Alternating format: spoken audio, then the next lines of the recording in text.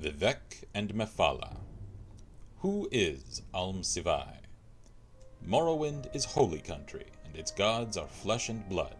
Collectively, these gods are called the Tribunal, the Triune Alm-Sivai, three deities exemplifying Dunmeri virtues.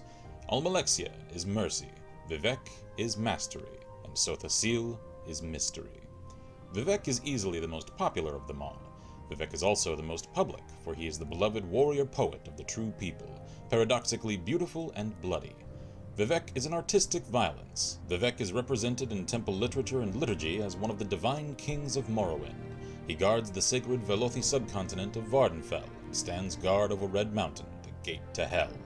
He is part of the Holy Tribunal, a god of the new temple, and an aspect of the blessed and righteous Alm-Sivai. This explicit presentation of Vivec, the guardian, god-king, and warrior poet, is the one most accessible and familiar to Westerners. However, it is important to remember that Vivec is also known to the Dunmer as the transcendent evolution of the Daedra that anticipated him, Black Hand's Mephala, a foundation figure of the earliest Chimer. This darker side of Vivec does not appear in the popular literature and liturgy, but is instinctively understood and accepted by the Dunmer as an integral part of Vivec's divine aspect. A more complete appreciation of the complex nature of Vivec requires an understanding of the nature of Vivec's anticipation, Mephala, and the darker themes represented by this Daedra Lord's modes and motivations. Who is Mephala? Each of the three tribunes of the temple were represented in the dawn of Chimeric culture by their anticipations.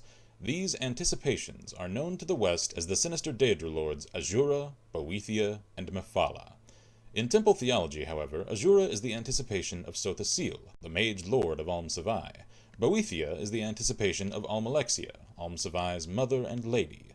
Mephala is the anticipation of Vivec. According to legend, under the guidance of these three Daedra lords, a discontented throng of Aldmer transformed themselves into a new people and founded a new land. And while Boethia, the so-called Prince of Plots, provided the revolutionary methods needed to bring about this transformation, Mephala was the shadowy implementer of those methods. As known in the West, Mephala is the demon of murder, sex, and secrets. All of these themes contain subtle aspects and violent ones: assassination and genocide, courtship and orgy, tact and poetic truths. Mephala is understood paradoxically to contain and integrate these contradictory themes, and all these subtle undercurrents and contradictions are present in the Dunmer concepts of Vivec, even if they are not explicitly described and explained in temple doctrine. The Dunmer do not envision Lord Vivec as a creature of murder, sex, and secrets. Rather, they conceive of Lord Vivec as benevolent king, guardian warrior, poet, artist, but at the same time, unconsciously, they accept the notion of dark or hidden currents beneath Vivec's benevolent aspects. For example, one of the most striking, persistent myths associated with Vivec is the story that Vivec conspired with his co-rulers Almalexia and Sothasil in the murder of Lord Nerevar, the greatest of Dunmer heroes and generals. The story is derived from Ashlander oral tradition, and is flatly contradicted by all temple traditions.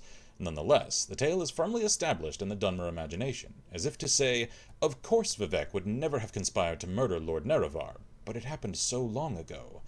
Who can know the truth? The public face of Vivec is benign, sensitive, compassionate, and protective of his followers.